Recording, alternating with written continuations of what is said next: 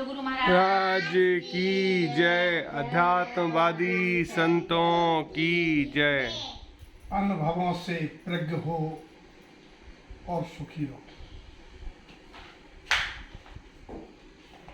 एक सवाल आया, प्रश्न उठाया गया कि किसी असाध्य बीमारी या सहज ही वृद्धावस्था या और किसी कारण से मरणासन अवस्था देखें तो लोग कहते हैं ऐसा काम करो जिसके उनका अंत अच्छा हो, इस समता शांति में जाएं, तुम्हें भी लाभ होगा उन्हें भी लाभ होगा। तो हम क्या करें जिससे वे समता शांति में जावें और हमें क्या लाभ होगा। हम भारतीय संस्कृति के उक्तियां हैं, कर भला हो भला, अंत भला सो सब भला। ये तो संसारी प्रत्येक प्राणी की, मनुष्य की, आपकी हमारी सबकी ये दशा एक ना एक दिन किसी न किसी निमित्त या सहज आती ही है। हमारे ग्रंथ पुराण बतलाते हैं कि जिन जिन पुरुषों ने जिन जिन जीवों के मरणासन अवस्था में नमोकार मंत्र सुनाया, वे प्राणी अगले भवों में उनके मित्रता रूप निमित्त बन के सुख के कारण बने। कहने का मतलब ये है, किसी पर किया हुआ उपकार कभी व्यर्थ नहीं जाता। अंत समय में अगर किसी का कोई आचरण उसके समता शांति का कारण बन जाए तो उस निमित्त को भी लाभ होता है। मान लीजिए हम ही हैं, हमारा अंत आए तो हमारे परिजनों को, हमारे नातेदारों को, हमारी समाज को हमारे साथ कैसा व्यवहार करना चाहिए ताकि हम समता शांति पूर्वक जाएं। ये विचार रखना चाहिए कि मेरी रुचि काय में है, वो करो। और जब तक साधक की भी साधना पूर्ण नहीं होती तो साधक को और गृहस्थ को तो प्राय अपने जीवन का सार रूप मोह जागता है। गृहस्थ चाहता है कि मैंने जिस कारण से पैसा कमाया, घर बनाया, ये बच्चों के शादी संबंध किए, तो मेरी बेटी सुखी रहे, मेरा बेटा सुखी रहे, मेरी पत्नी सुखी रहे, मेरा पति सुखी रहे। तो उनकी उस इच्छा की पूर्ति कैसे हो, अंत में वो समता कैसे, शांति में कैसे मरण हो।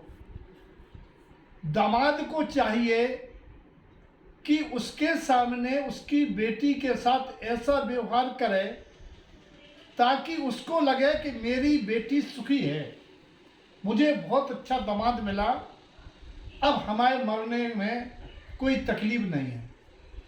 वो चाहता मेरा बेटा सुखी रहे तो बहू को ऐसा व्यवहार करना चाहिए अंत समय में उसके सामने कि उसको मन में ये ना रहे कि मेरी बहू खराब थी, मेरे बेटे को तो होगा। पत्नी को ऐसा व्यवहार करना चाहिए कि उसे लगे कि मैंने पत्नी के लिए सारा जीवन कमाया तो मेरी पत्नी अब सुखी रहेगी। और ये सब वही कर सकते हैं जो स्वयं दिल पर पत्थर रख के कठोर होके मरणासन जीव के सामने उपस्थित होते हैं। कमजोर दिल वाले को, रोने वाले को, घबराने वाले को, चीखने चिल्लाने वाले को और तुम जा रहे हमाओं का हुज्जे ऐसे कहने वालों को तो उसके सामने जाना नहीं चाहिए। तुम्हारे आकुलता व्याकुलता से उसके परिणाम बिगड़ेंगे और वो मोह में फंस के तुम्हारे साथ फिर मिलेगा और वहां भी शांति में नहीं रहेगा। इसीलिए कठोर दिल करके सामने आना चाहिए और आचरण व्यवहार ऐसा करना चाहिए ताकि सामने वाले को शांति मिले। और कुछ खावे मांगे तो विचार करना चाहिए इनके नियम क्या है, इनकी साधना का क्या है। इन्हें याद दिलाना चाहिए तुम किस भूमिका में हो, तुमने अब तक नहीं खाओ, अब क्या मांग रहे, क्या कह रहे, क्या हुज्जे, कहाँ जे हो, नहीं खाने। अगर जिनकी साधना नहीं है, जो खाते हैं उन्हें दे दो। जो जिस समय खाते रहे हैं पहले से, उस समय उन्हें ज्ञान मत दो, दे दो खाली। अगर वे समझदार हैं, जनमानी सुनी है, तो एक बार कह दो कि सारे जीवन तो खाओ है, अब तो छोड़ दो, पुण्य तुम्हें व्रत का लाभ होगा, तुम्हारा गति सुधरेगी। याद दिवा दो तुमको हो, ये तो सबके साथ होता है। वे कुरुक्षेत्र में उपदेश देने वाले, अर्जुन को उपदेश देने वाले नारायण भी मरे, चक्रवर्ती भी छोड़ के जाते संपदा। तुम छोड़ के जाओगे तो क्या हुआ, दूसरी मिलेगी, अच्छे भाव से जाओगे तो और अच्छा मिलेगा। ऐसे उपदेश देना है। और वास्तव में जी उस समय तो देना ही चाहिए, जीवन भर सुख शांति देना चाहिए, जीवन भर पुण्य कमाना चाहिए। उस समय अगर वो समता शांति में मरण होता है तो आपको बहुत बड़ा ज्ञान दान, बहुत बड़ा पुण्य होता है उसके। और ऐसा निमित्त बनता है कि समता शांति देने वाले को भी ऐसे निमित्त मिलेंगे कि उसका भी मरण समता में होगा। इसीलिए जनवाणी में लिखा रहता है, हो समाधि मुझे उपदेश देने वाले मिले, मैं गाफिल ना होने पाऊं। हर जीव की अंतिम इच्छा पूरी होना चाहिए, भारत का संविधान भी है। इसीलिए उसकी इच्छाओं के लिए ऐसा आचरण करो, उसको ये लगे कि हाँ हम जा रहे, हमारे सब लोग आराम में हैं। उनके सामने चिल्ल पोंपो नहीं करो, उनके सामने कलह नहीं करो।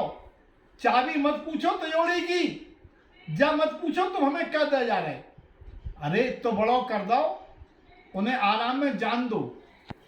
ऐसा व्यवहार करो भैया, सबका जीवन सुखी हो, सबका कल्याण हो। इसके लिए अभ्यास करने के लिए जब जब कोई कहीं कहीं से जाए तब तब इसी सूत्र का पालन करना चाहिए। कोई घर से रह के 1-2 महीने रह के जाए, उस समय भी ये सब पालन करो, ऐसा कुछ है कि मतलब अभ्यास कैसे ये करेंगे? तो जीवन में अभ्यास करना है कि जो आप ऑफिस जा रहे, कोई ऑफिस जा रहा तो अरे बाहर जा रहे तो वो भी तो बाहर ही जा रहा हो, हाँ। वो परमानेंट बाहर जा रहा हो, जब टेम्परेरी बाहर जावे तब भी पूछ, यही भाव सोचना चाहिए। अभ्यास करते रहना चिल्ल चाहिए, पोंपो नहीं करना चाहिए। अभ्यास नहीं करना वो चाहिए। जावे बारो खुदाई कह रहोगे का कहो तो ये पत्नी को हम आपका हुई, ये हमारी बाली को कहो। उन्हें समझाओ कि